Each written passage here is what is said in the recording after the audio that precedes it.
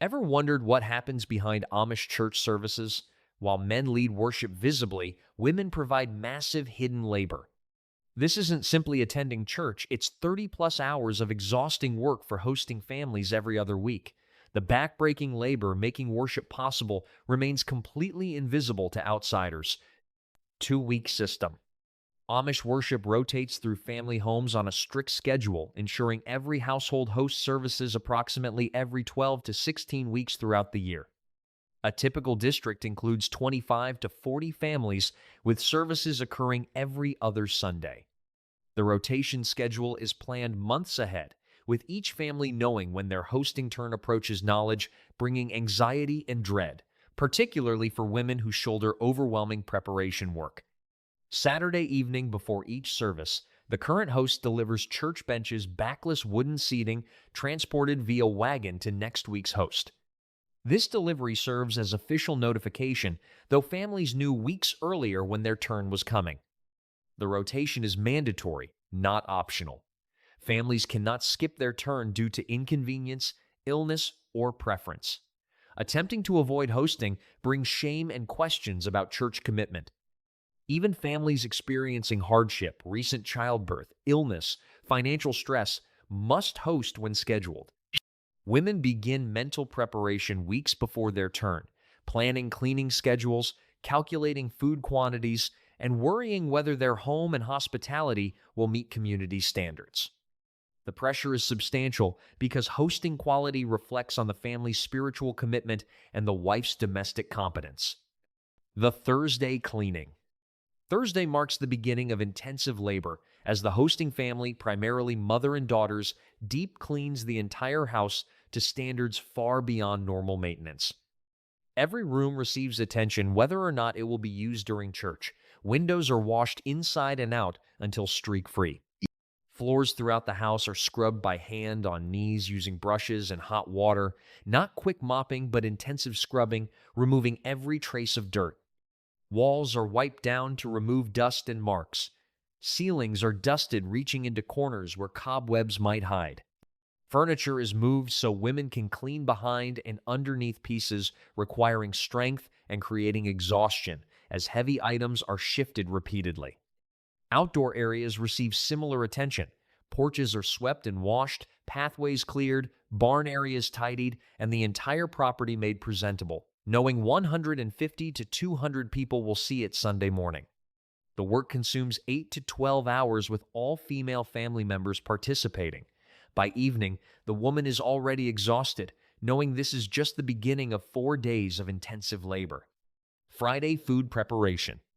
Friday brings the most time-intensive task, preparing food for 150 to 200 people who will be fed after Sunday's service, requiring expert calculation and hours of physical labor. Bread baking dominates Friday's work. The woman mixes, kneads, and bakes dozens of loaves, perhaps 20 to 30, using her wood cookstove in batches throughout the day. Each loaf requires individual attention with timing managed carefully for uniform quality. Spreads, jams, and toppings are prepared in massive quantities. Church spread, a peanut butter and marshmallow mixture, is made in bowls large enough to serve hundreds. Pickles, pickled beets, and traditional accompaniments are prepared and organized. Pies are baked for dessert, 15 to 20 pies, depending on expected crowd size. The woman calculates carefully, knowing that running out brings shame while massive leftovers suggest poor planning. The calculations are complex. How much bread for 200 people eating 2 or 3 slices each? How much spread to ensure adequate servings? The woman uses experience from previous hostings and advice from older women, but the pressure of getting quantities right weighs heavily. The work continues for 10 to 14 hours. By Friday evening, the woman's feet ache from standing all day, her back hurts from bending over counters, and her arms are exhausted from kneading dough and mixing massive quantities. Saturday house transformation. Saturday brings the physical challenge of transforming the home from a lived-in family space into a worship venue capable of accommodating 150 to 200 people work, requiring strength, coordination, and hours of exhausting effort. All furniture must be removed from the main room or rooms where church will occur. Tables, chairs, sofas, cabinets, and any other furniture are carried outside to the barn, to outbuildings, or stacked in rooms that won't be used during service. For large farmhouses, this might mean moving dozens of heavy pieces work that would be difficult with professional movers, but that the family accomplishes using their own labor and help from sons and perhaps a few neighbors. Once the rooms are empty, they're scrubbed again. Even though Thursday's cleaning was thorough, moving furniture reveals dust and dirt that requires additional attention. The woman goes over floors, baseboards, and walls, once more ensuring absolute cleanliness. Saturday afternoon or evening, the church benches arrive via wagon. These backless wooden benches, the same ones used by every family in rotation, must be arranged in precise configuration, creating separate seating areas for men and women with an aisle between them. The benches are heavy and awkward, requiring careful placement to maximize seating while allowing people to move in and out. The kitchen is organized for Sunday's meal service. Serving dishes are set out, utensils are arranged for efficient access, and workflow is planned for feeding 200 people in shifts using limited kitchen space. Tables are set up in available rooms for meal service, and the woman mentally rehearses the service operation, knowing that any confusion or delay will be noticed and judged. By Saturday evening, the house is unrecognizable, empty rooms filled with backless benches, normal family life completely suspended, and everything organized for tomorrow's service. The woman falls into bed exhausted, knowing that Sunday will bring even more demanding work.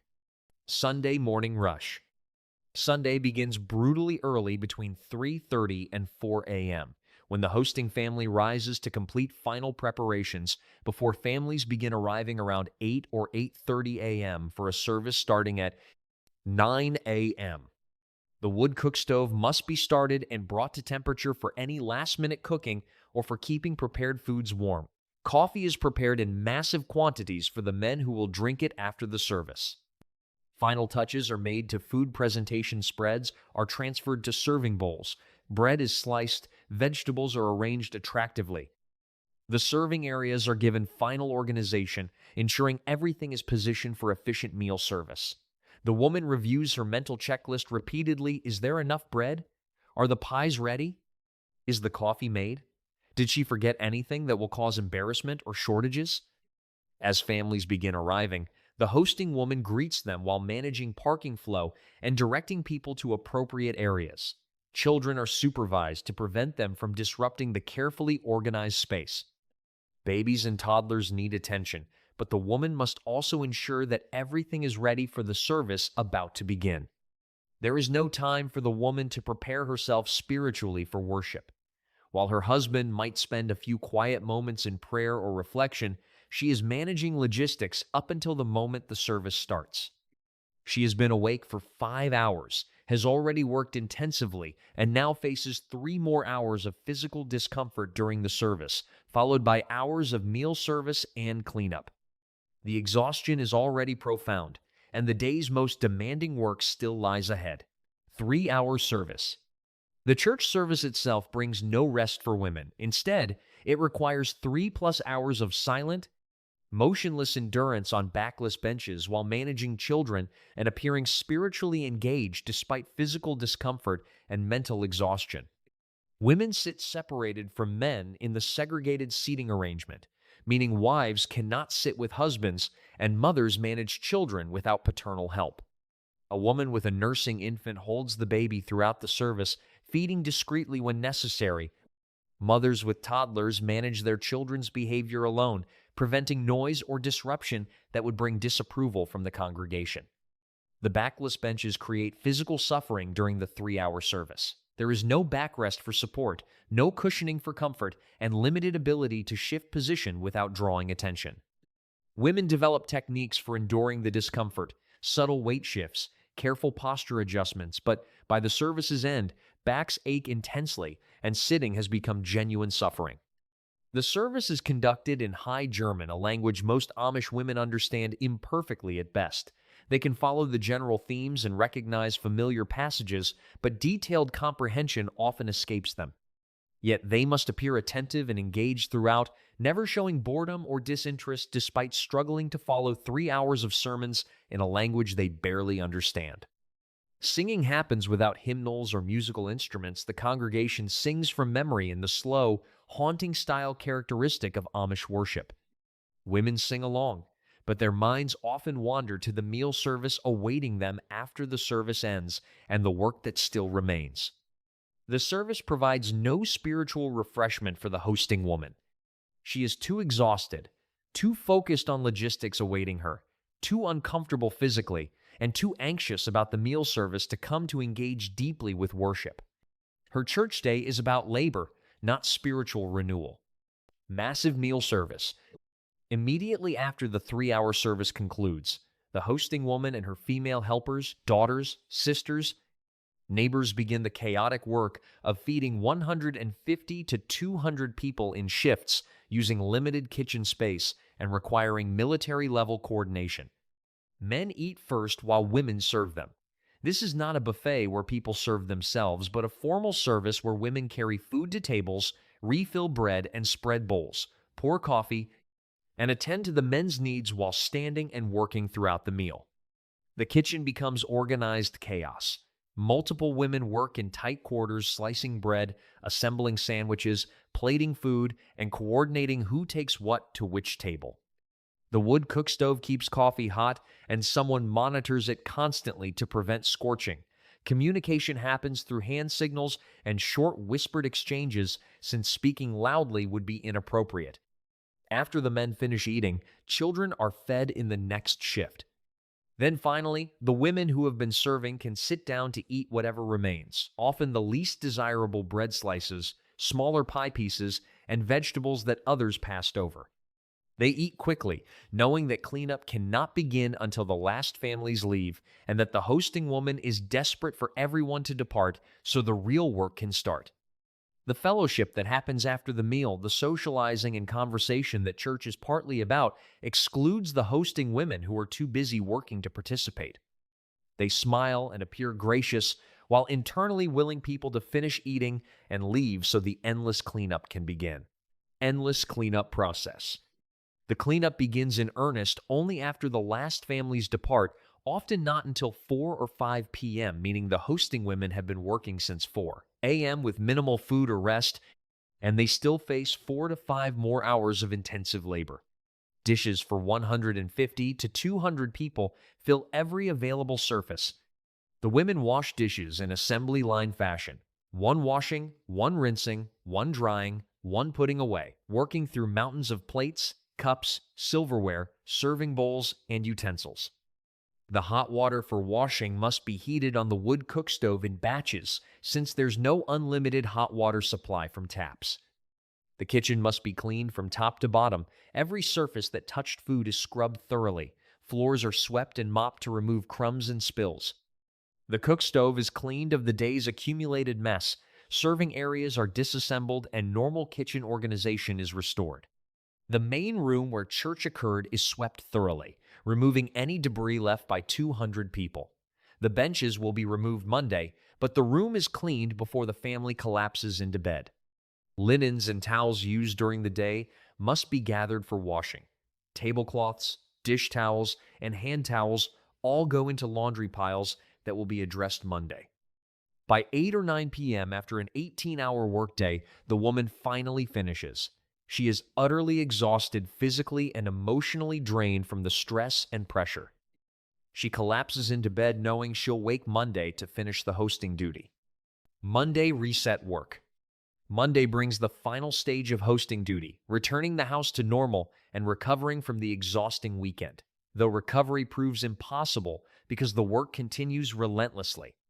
The church benches must be loaded onto the wagon and transported to the next hosting family physical work, requiring strength to lift and load the heavy wooden benches. Then all the furniture that was removed Saturday must be carried back inside and arranged in normal positions, reversing Saturday's transformation and requiring hours of heavy lifting. The final deep cleaning addresses anything missed Sunday night or any mess created during cleanup and bench removal. Floors are swept and mopped again, surfaces are wiped down, and the house is restored to its normal appearance. The massive laundry from Sunday must be washed tablecloths, towels, any linens used during the day. The woman spends hours on this final task, washing and hanging items to dry before finally completing the hosting duty.